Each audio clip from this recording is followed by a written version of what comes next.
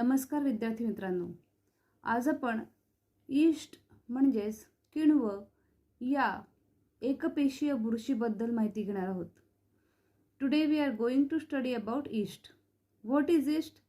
It is unicellular fungus. So how can you observe such type of yeast cells? So one activity is given in your book. Bring active dry yeast from the market. Mix a spoonful of yeast, 2 spoonfuls sugar with sufficient quantity of lukewarm water in a bottle. Active dry yeast ची powder मार्केटमध्ये मिळते. ही आपण cake मध्ये किंवा bread तयार करण्यासाठी म्हणून वापरतो. ही ॲक्टिव्ह ड्राय ईस्टची पावडर आणायची. 1 टेबलस्पून ईस्ट पावडर आणि त्यामध्ये 2 टेबलस्पून शुगर म्हणजे साखर टाकायची आणि यामध्ये ल्युकवॉर्म वॉटर म्हणजे काय, कोमट पाणी टाकायचं आणि असं हे मिश्रण एका बॉटलमध्ये भरून ठेवायचं. नंतर ही जी बॉटल आहे तिला झाकण न लावता त्याच्या तोंडावरती एक फुगा लावायचा.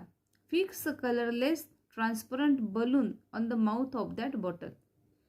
त्या बॉटलच्या मुखाजवळ तोंडाजवळ एक बलून म्हणजे फुगा लावायचा. After 10 minutes observe the changes. When you mix lime water with the gas accumulated in the balloon and you observe, you can find that the lime water in the beaker turns to milky. This indicates that the gas collected in the balloon is which type of gas? Correct, it is carbon dioxide. जो वायू त्या फुग्यामध्ये जमा झालेला आहे तो वायू कोणत्या प्रकारचा आहे? कार्बन डायऑक्साईड आहे. कारण काय, ज्यावेळेस लाईम वॉटर म्हणजे चुन्याच्या निवडीतून कार्बन डायऑक्साईड वायू जाऊ दिला जातो तर चुन्याची निवडी ही दुधी रंगाची होते. When you pass this gas from the balloon through lime water then you observe that lime water turns to milky and this indicates that the gas is carbon dioxide gas. Now take a drop of solution from the bottle on a glass slide. Prepare a slide and observe it under microscope. Then you can find such a type of cells dividing and redividing under the microscope. This cell is unicellular yeast. Each cell show a protuberance at its one end, and this protuberance is nothing but it is called as bud. Here in the another diagram it is clearly shown how bud is formed from the mother cell. Here in this diagram this is the mother cell. ही किण्वाची मातृपेशी आहे. What is shown here? This is cytoplasm. These are some cell organelles. This is nucleus. Nucleus is clearly seen and means it is which type of cell? Correct, it is eukaryotic type of cell. Yeast is a eukaryotic cell. Why? Because nucleus is clearly seen. At one end of this mother cell, it shows small protuberance. Cytoplasm from the mother cell enter in this protuberance. Nucleus of mother cell divide to form 2 daughter nuclei. One of it enter in the protuberance. Cell organelles also divide and they also enter in the protuberance, and in this way a small bud is formed. It is called as bud. किण्व पेशी जी आहे ही आहे मातृपेशी. या मातृपेशीमध्ये या ठिकाणी आहे केंद्रक आणि ही काही पेशी अंगक आहेत. हे सायटोप्लाझम म्हणजे पेशीद्रव्य आहे. नेमकं काय होतं? किण्व पेशीच्या एका टोकाला असा एक छोटा फुगवटा येतो. या फुगवट्यामध्ये केंद्रकाचं विभाजन होतं आणि या केंद्रकापैकी एक केंद्रक हे या फुगवट्यामध्ये शिरतं. त्यासोबत काही पेशी अंगकसुद्धा त्यामध्ये जातात आणि अशा पद्धतीने हा फुगवटा जो तयार झालेला असतो याला म्हणतात बड, म्हणजेच याला मराठीमध्ये म्हणतात कलिका. आणि ही जी पद्धती आहे नवीन पेशी निर्माण करण्याची, ही जी पद्धती आहे या पद्धतीला बडिंग म्हणजेच कलिकायन असं म्हणतात. The method of asexual reproduction in east is called as budding. As there is formation of new cell from bud, it is called as budding.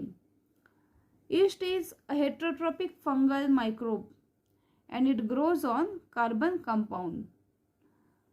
It is unicellular fungus with 1500 different species in existence.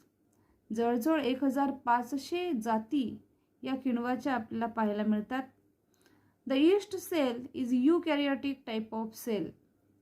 Yeast cell ही कशी आहे? It is eukaryotic type of cell because nucleus is distinct and well developed.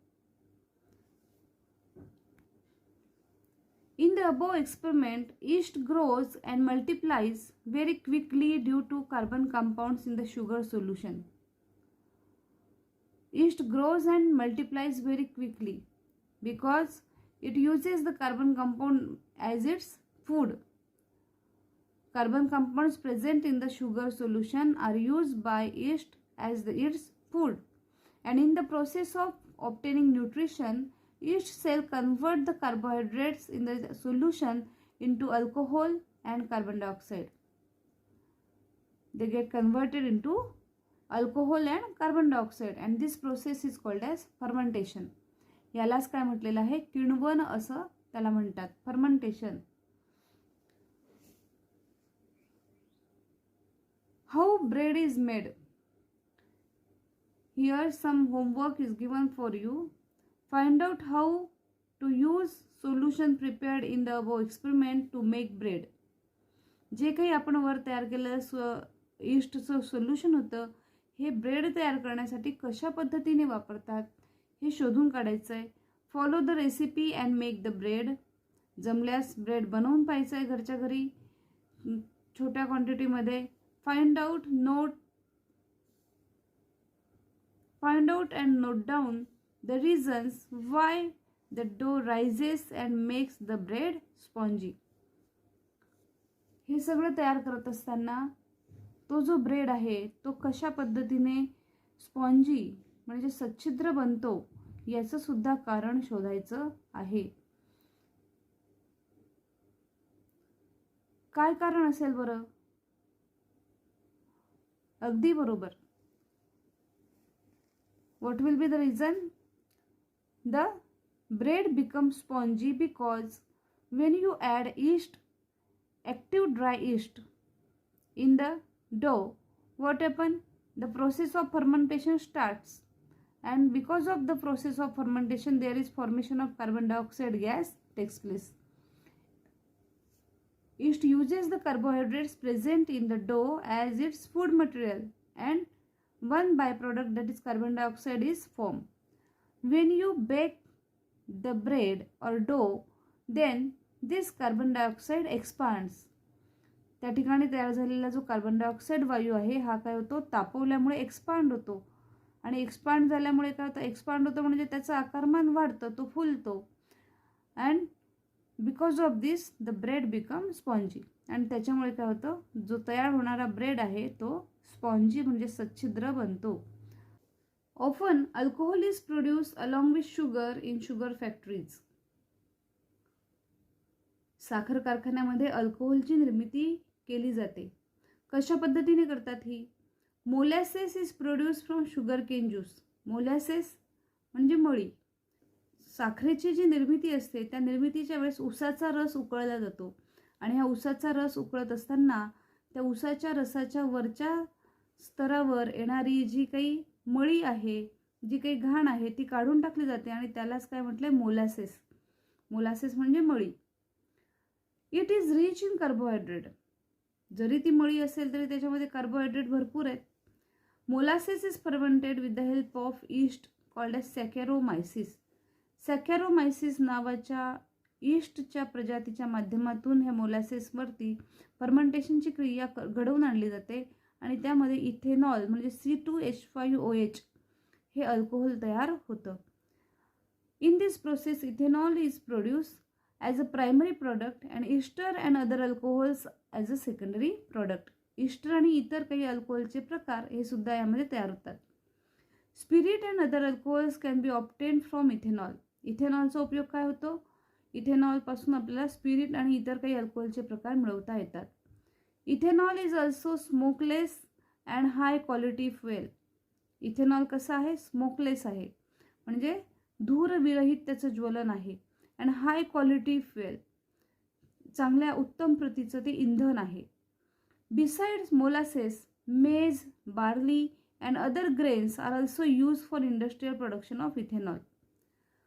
Sugar मोलासेसच्या व्यतिरिक्त काही धान्याचा सुद्धा वापर केला जातो. फर्मेंटेशन प्रोसेस घडवून आणली जाते आणि त्यापासून सुद्धा इथेनॉल बनवलं जातं, अल्कोहोल बनवलं जातं. Glucose and fructose, the sugars present in the grape juice, are also fermented with the help of yeast to produce alcohol which is use for making wine. Glucose and fructose are sugars present in grape juice. Grape, द्राक्ष, द्राक्षाच्या रसामध्ये glucose आणि fructose नावाच्या शर्करा असतात. याचं सुद्धा fermentation घडवून आणलं जातं. With the help of yeast these sugars are fermented and alcohol is produce. Alcohol त्यापासून बनवलं जातं. हे तयार होणारं जे अल्कोहोल आहे यालाच काय म्हटलंय? वाईन म्हणजे दारू. अशा पद्धतीने ईस्टचा वापर करून फर्मेंटेशन क्रियेच्या माध्यमातून दारूची निर्मिती सुद्धा घडवून आणली जाते. या ठिकाणी बायोरिमेडिएशन म्हणून माहिती दिलेली आहे पहा. Yeast Yarrowia lipolytica is used to absorb the toxins released during the production of palm oil and the heavy metals and minerals released in some other industrial processes.